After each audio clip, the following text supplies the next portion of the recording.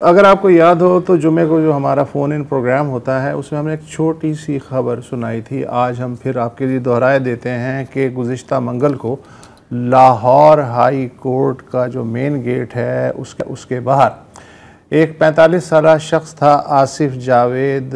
उसने ख़ुद पे पेट्रोल छिड़क के आग लगा ली। पेट्रोल वो ख़ुद ही ख़रीद के लाया था और अस्पताल पहुँचते पहुँचते उसकी ज़िंदगी ख़त्म हो गई। पस मंज़र इसका ये है कि 10 बरस पहले आसिफ जावेद को ट्रेड यूनियन सरगर्मियों की बिना पे उसकी मल्टी नेशनल कंपनी ने मुलाजमत से निकाल दिया था। आसिफ ने इसके ख़िलाफ़ लेबर कोर्ट से रुजू किया। लेबर कोर्ट ने आसिफ की बहाली और वाजिबात की अदायगी के हक़ में फ़ैसला दिया। कंपनी ने यह फ़ैसला लाहौर हाई कोर्ट में चैलेंज कर दिया और वहाँ ये अपील पिछले 5 बरस से ज़ेर समात थी। इस दौरान आसिफ जावेद के माशी हालात, ज़ाहिर है वो एक कबीलदार आदमी था, उसके माशी हालात तंग से तंग तर होते चले गए और फिर उसने पिछले हफ्ते इस नतीजे में पहुंच गया कि मुझे अपनी ज़िंदगी का ख़ात्मा कर लेना चाहिए, कम से कम एक फ़ैसला तो हो ही जाए। अच्छा, ये कोई पहली ख़बर है ना अपनी नौयत की, आखिरी ख़बर है। बहुत सी ख़बरें आती हैं, हमारे पास वक्त नहीं होता, टल जाती हैं। बहुत सी ख़बरें होती हैं कि जो आती ही नहीं हैं सामने। 2023 की रिपोर्ट है, आज है 2025। मैं 2 साल पहले की एक रिपोर्ट की कुछ आदाद शुमार आपकी खिदमत में कर रहा हूँ। उस वक्त इस रिपोर्ट में बताया गया कि ऊपर से नीचे तक की अदालतों में 26 लाख केसेस फ़ैसले के मुंतज़िर हैं। इनमें से 18.5 लाख केसेस निचली अदालतों में यानी लोअर कोर्ट्स में हैं। 3,90,000 आला अदालतों में पड़े हुए हैं, इन जिसमें विफाकी शरीयत कोर्ट शामिल है और हाई कोर्ट शामिल हैं। इनमें से 52,000 के लगभग केसेस सुप्रीम कोर्ट के मुंतज़िर थे। हर साल ऐसे केसेस की तादाद में 18 से 20% इजाफ़ा हो रहा है जो कि लटके हुए हैं। 24 करोड़ के मुल्क में लगभग 4,000 जज हैं ऊपर से नीचे तक, यानी हर 55 से 60,000 शहरियों पे एक जज। Pakistan institute of development economics पाइट के मुताबिक निचली अदालतों में हर केस का फ़ैसला होने की जो औसत मुद्दत है वो 4 साल है। औसतन एक केस की 40 समाअतें होती हैं और उनमें से 15 समाअतें जो हैं वो मुलतवी होती रहती हैं। आज होगी, अगले महीने होगी, अगले साल होगी, तो इस तरह दौरानिया बढ़ता चला जाता है। इसका मतलब ये हुआ कि जो साइल है उसकी ज़रा हालत पे ज़रा गौर कीजिए। उसके अखराजात का बोझ दिन ब दिन बढ़ रहा होता है। इसमें वकीलों की फ़ीसों के अलावा आमदोरफ्त का ख़र्चा, रिहाइश का, खाने का ख़र्चा और अपनी मज़दूरी या आमदनी या रोज़गार की क़ुरबानी का जो घाटा है वो। इसका मतलब ये हुआ कि इस खेल में बहुत सारे साइल ऐसे हैं जिनके घरों के बर्तन तक बिक जाते हैं जी। तो ये तो है इंसाफ की तस्वीर पाकिस्तान में।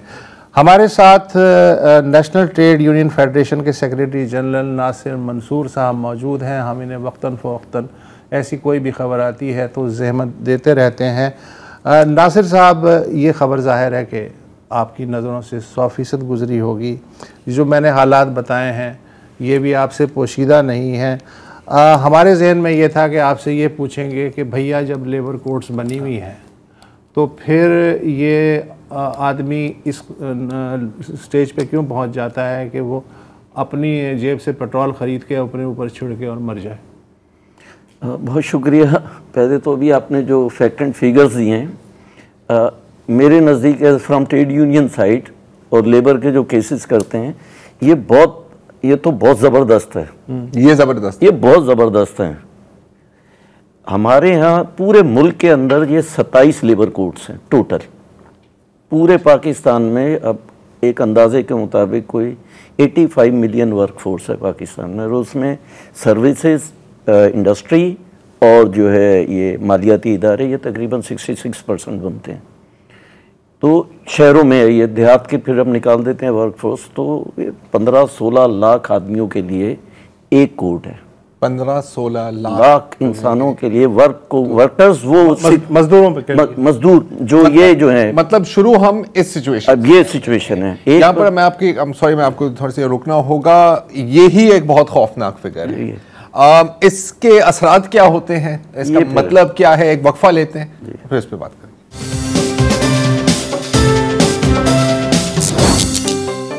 Welcome back. अगर आप इतने बदकिस्मत हैं कि आप किसी वक्त अपनी ज़िंदगी में कोर्ट कचहरी के पंजों में फंस जाएं, तो आपको पता है कि यहाँ से निकलना बड़ा मुश्किल होता है। और इंसाफ नामी चीज़ थोड़ा सा एक मजाक ही लगता है जब हम कोई कहते हैं कि नहीं आप अदालत जाएं आपको इंसाफ मिलेगा।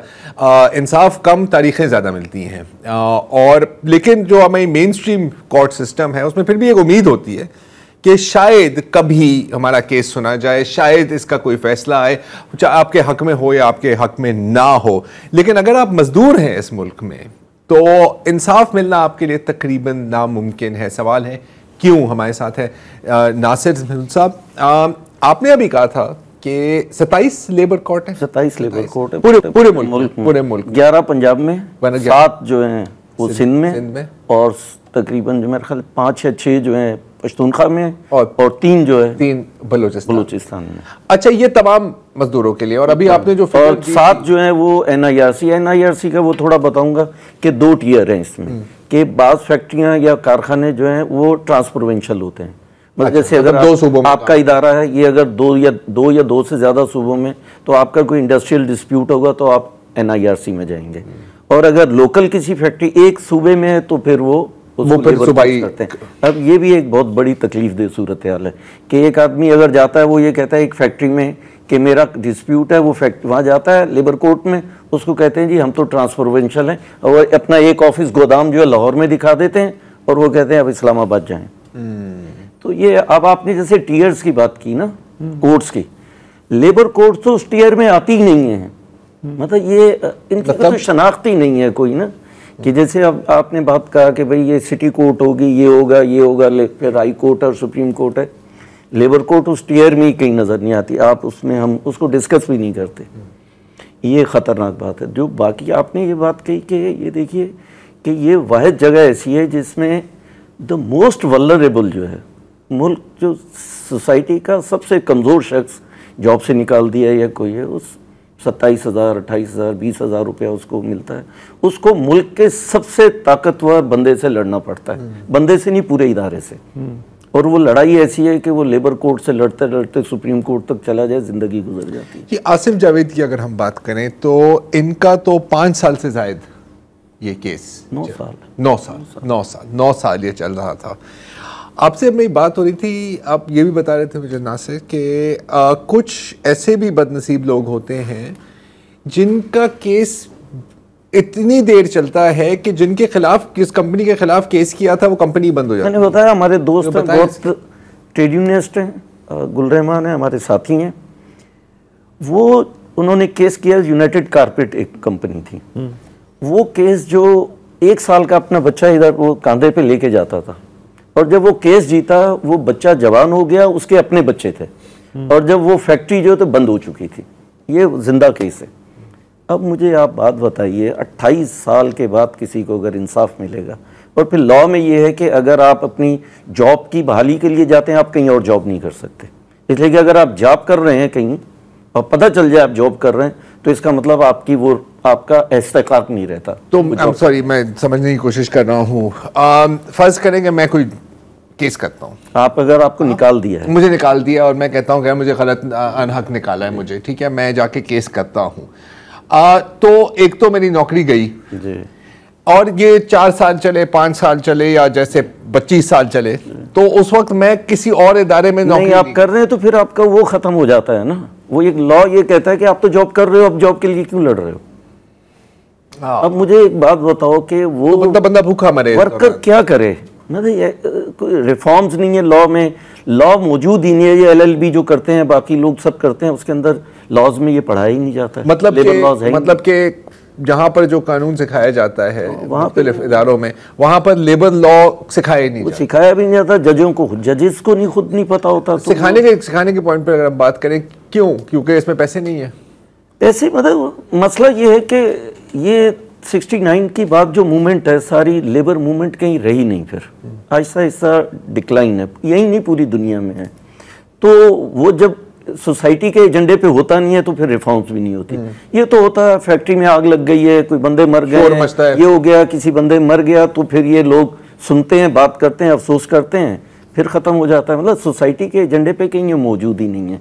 मतलब ये 85 मिलियन लोग जो हैं, उनके लिए जो कोर्ट्स हैं, उसके लिए कोई आज तक रिफॉर्म्स ही नहीं हुई, कोई रिफॉर्म्स मौजूद नहीं है, कोई लेबर लॉज के ऊपर बड़ी लेजिस्लेशन की तरफ जाना नहीं चाहते। अच्छा, ये जो 27 कोर्ट्स का आप फिगर दे रहे हैं, ये जब लेबर कोर्ट्स बनी थी तब से यही फिगर है या इनमें इजाफा हुआ? देखो, सिवाय ये होता है कि अभी सखर में है तो एक बना दी, सखर में एक लाड़काना में बना दी। हाँ, अच्छा। और ये जो कोर्ट्स हैं, मैं आम आदमी के तौर पे मेरे जहन में आता है कि अगर लेबर कोर्ट है तो इसका कोई डेडिकेटेड जज होगा जो सिर्फ और सिर्फ मज़दूरों और किसानों और इस तरह के तबके के मुकदमात ही सुनता होगा, इसके अलावा और कोई मुकदमात नहीं सुनता होगा, ऐसा ही है? हाँ, लेबर कोर्ट में तो वही है, वो स्पेसिफिकली उसी के लिए आते हैं, लेकिन वो आते हैं जुडिशरी से हैं। जब जुडिशरी से आते हैं तो वो उनका माइंडसेट एक ख़ास तरह का होता है, वो वर्कर के उसको बात को समझ ही नहीं पाते। वो एक्सेप्शनल केसेस हैं, कुछ जजेस बहुत अच्छे भी होते हैं, लेकिन अमूमी तौर पे वो तो आते हैं, कॉर्पोरेट सेक्टर है, क्रिमिनल लॉज हैं, मुख्तलिफ चीज़ें, उनको लेबर लॉज की बहुत ज़्यादा एक्सपर्टी होती नहीं, और ना ही सिखाया जाता है कि एक जज आ गया है उसको पहले बताया जाए, सिखाया जाए, 6 महीने 1 साल क्रश कोर्स करी तो वो आगे बैठे तो वो चीज़ों को समझ सकता है। तो वो तो होता नहीं है कि एक आदमी को कोई और एक्सपर्टी है उसको ला के बिठा दिया जाता है। और बाज़ औक़ात ये पार्क होते हैं यहाँ पर, मतलब रिटायर होने वाले होते हैं, रिटायर हो गए हुए हैं, वो आ जाते हैं, बस लेबर कोर्ट में चले जाओ, ये कर दो। अच्छा, किसी को अकोमोडेट करना है, वहाँ ले जाके बिठा दिया। अब जब वहाँ जाते हैं तो आप ये देखिए कि एक वर्कर है और एक अरबों रुपए का बिजनेस करने वाली फैक्ट्री है, और जिसने सबसे बड़ा वकील किया हुआ है, वकील, बड़े बड़े वकील आप नाम लें जो इंसानी हकूक़ के और जमहूरियत और उसके सब के लिए लड़ते हैं, वो जब अगर इस मसले के ऊपर जाके देखें तो वर्किंग क्लास के साथ कोई नहीं होता, वो मालिकान के केस लड़ रहे होते हैं। ऐसा कभी हुआ है नासिर साहब कि आपने कोई किसी वकील से बात हुई है, आपके सामने कोई जज है और लेबर लॉज के बारे में आप उनसे ज़्यादा जानते हो? होता है मेरे से, हम जैसे जो वर्कर्स के जो केसेस लड़ते हैं, जो वर्कर्स के वकील हैं, बहुत गिने चुने हैं। मतलब कराची इतना बड़ा शहर है, यहाँ आप जो 10 वकीलों के नाम नहीं ले सकते जो वर्कर्स के केस लड़ते हैं। तो वो बर्डन भी बहुत ज़्यादा है। फिर लोगों को ये है कि 25-25, 30 साल केस चलते हैं, कोई पता नहीं है कब केस ख़त्म होगा, तो लोग जाते भी नहीं हैं, शऊर भी उस तरीके से नहीं। और साहिल वैसे ही हुआ है तो वो खुद बैठ के वो जजेस को बता रहे होते हैं, जजेस को बाज़ औक़ात जो जज आते हैं उनको खुद बता रहे होते हैं, सर ये है। तो होता है, ये एक्सपीरियंस है, ये यहाँ पे होता है। बिल्कुल। जजेस की एटीट्यूड पर अगर हम बात करें, आप हमें बता रहे थे शो से पहले कि एक खातून का केस चल रहा है यहाँ कराची के पाकिस्तान की 10 बड़ी गारमेंट फैक्ट्रीज में एक फैक्ट्री है वो, और दुनिया के बड़े ब्रांड्स के लिए वो माल बनाती है। वो लड़की के साथ सेक्सुअल हरासमेंट हुआ है, 9 महीने से उसने केस जो है मुहतसिब आला के पास डाला हुआ है। ये जज जो है, ये मैं यहाँ बताना चाह रहा हूँ, जज अभी आखिरी हेयरिंग होने जा रही है, वो उसको कहता है कि तुम पैसे ले लो, कंपनसेशन ले लो और छोड़ दो केस।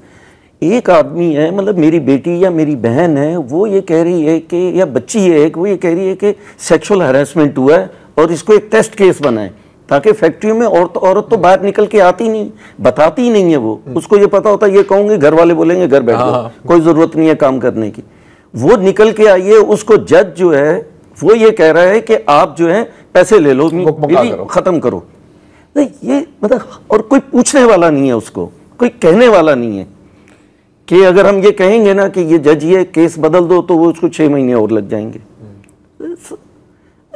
इनजस्टिस है। मैं कहता हूँ रेजिस्टेंस ही जो है ये लोग लड़ेंगे।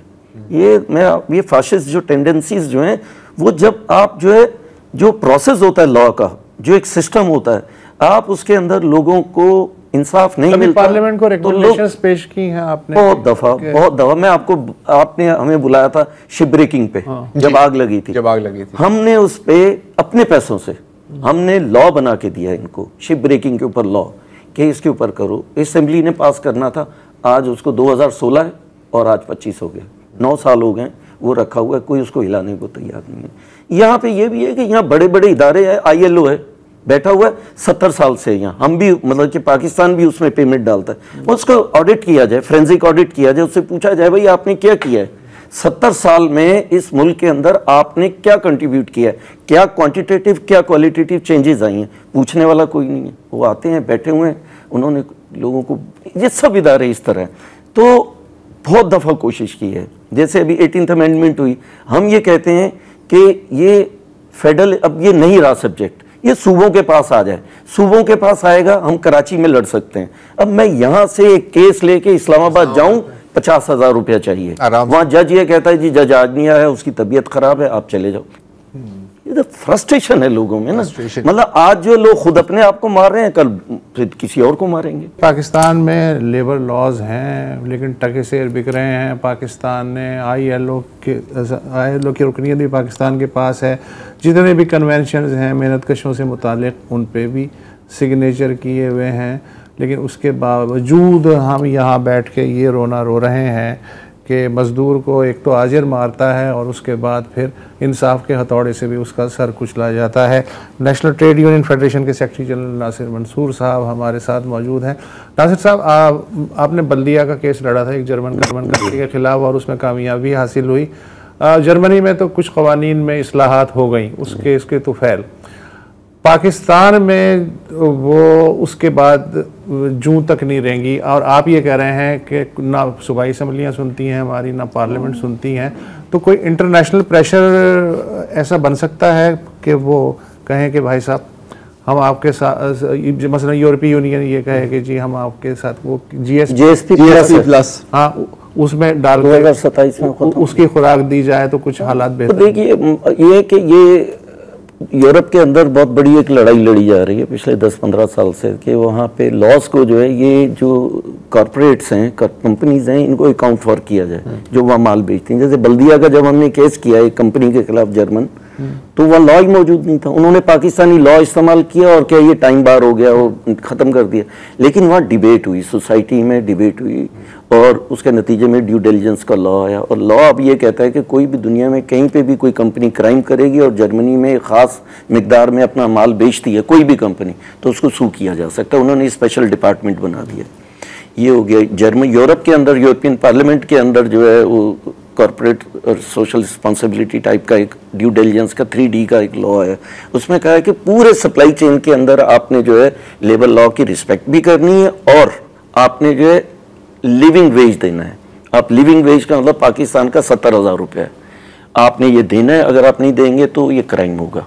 लेकिन ये है मौजूद, लोगों को पता भी नहीं है। और यहाँ के सारे ब्रांड जो, क्योंकि टेक्सटाइल गारमेंट पाकिस्तान बहुत बड़ा इस वक्त एक्सपोर्टर है और तमाम बड़े ब्रांड्स पाकिस्तान के अंदर काम कर रहे हैं और फैक्ट्रियों कारखानों के अंदर किसी के ऊपर वो उस पर काम नहीं करते। हाँ, ये कि जब क्राई होता है तो फिर वो सुनते भी हैं। जैसे बल्दिया फैक्ट्री फायर का गए, वहाँ पर $1.6 मिलियन जो है लॉन्ग टर्म कंपनसेशन यहाँ पे आई।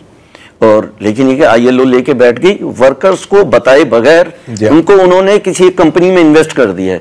पिछले 5 साल से हम उनसे ये कह रहे हैं कि भाई ये बताओ ये एग्रीमेंट क्या है और ये पैसे आपने कहाँ खर्च किए हैं, अगर कोई मसला हो जाएगा तो ये किसके पास जाएं। मतलब एक वालिद है, वो अगर डेथ हो गई तो वालदा के पास ट्रांसफर नहीं कर रहे, पैसे रख रहे हैं। मतलब ILO वो कहता है कि हम इंटरनेशनल इदारा हैं, हम आपको नहीं बता सकते, ये कॉन्फिडेंशियल है, ये कॉन्फिडेंशियल है।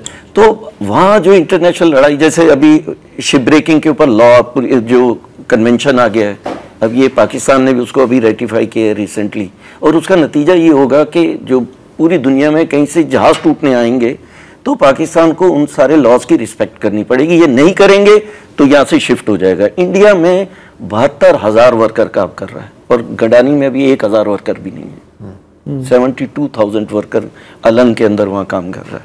हम इसलिए कि पहले ये था, आज से 10 साल पहले तक पाकिस्तान ये स्टेट स्ट्रेटेजिकली ज़रूरत थी, आज वो ज़रूरत उस तरीके से नहीं रही। तो अब वो स्क्रू टाइट करना शुरू कर दिए, वो GSP प्लस पे भी बात करेंगे, हर चीज़ याद आएगी। वो हमारे लिए नहीं करते, लेकिन हमारा क्राई जो है, हमें नए टूल्स हमारे हाथ में आ रहे हैं। और ये टूल, अच्छी बात यह है कि जो वर्किंग क्लास है, आम लोग हैं, ह्यूमन राइट्स के हुए हैं, इन्वायरमेंट पे काम करने वाले और बहुत सारे ग्रुप्स जो हैं वो जोड़ रहे हैं।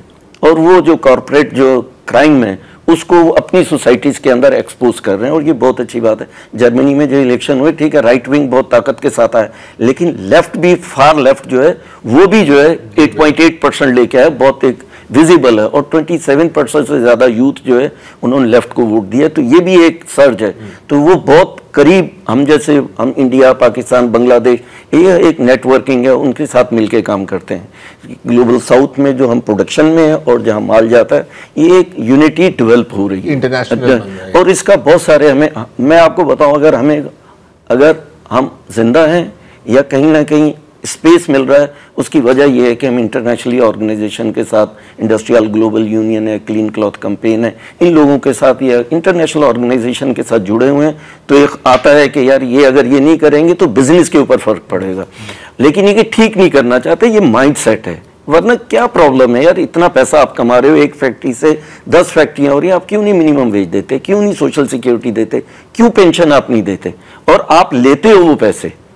हम मालिकान के साथ बैठ के रेगुलरली, हम ट्राइपार्टाइट मैकेनिज्म में, मिनिमम वेज में, सोशल सिक्योरिटी में बैठे होते हैं, और ये बात उनसे कह रहे होते हैं कि कल जो है उनके प्रेशर से आप दोगे, आज जो है अपने तौर पे लोगों को दो, ताकि वर्कर्स बेहतर हो। और दुनिया ऐसी फैक्ट्रियां हैं, मैं आप बहुत सारी ऐसी, बहुत तो नहीं लेकिन ऐसी फैक्ट्रियां हैं जहां वो लोगों को ये सब कुछ दे रहे हैं, यूनियन भी है और वो बिजनेस भी ग्रोथ कर रहा है। हाँ, तो मतलब कि उनकी बॉटम लाइन पर ये सब करने से कोई फर्क तो नहीं पड़ता? नहीं, कोई फर्क नहीं, मतलब काम फिर भी चल रहा है, प्रॉफिट फिर भी कमा रहे हो आप, नहीं देखिए ये 3% से भी ज्यादा नहीं है जो टोटल उनकी कॉस्ट होती है किसी चीज को बनाने में।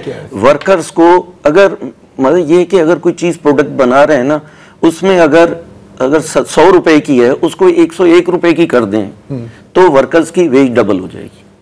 बस इतनी सी बात है, नहीं करना चाहते तो समझते वर्कर्स को, इसलिए कि यहाँ पे सबसे बड़ा प्रॉब्लम ये है कि वर्कर्स के, ये वर्कर्स नॉट यूनियनाइज।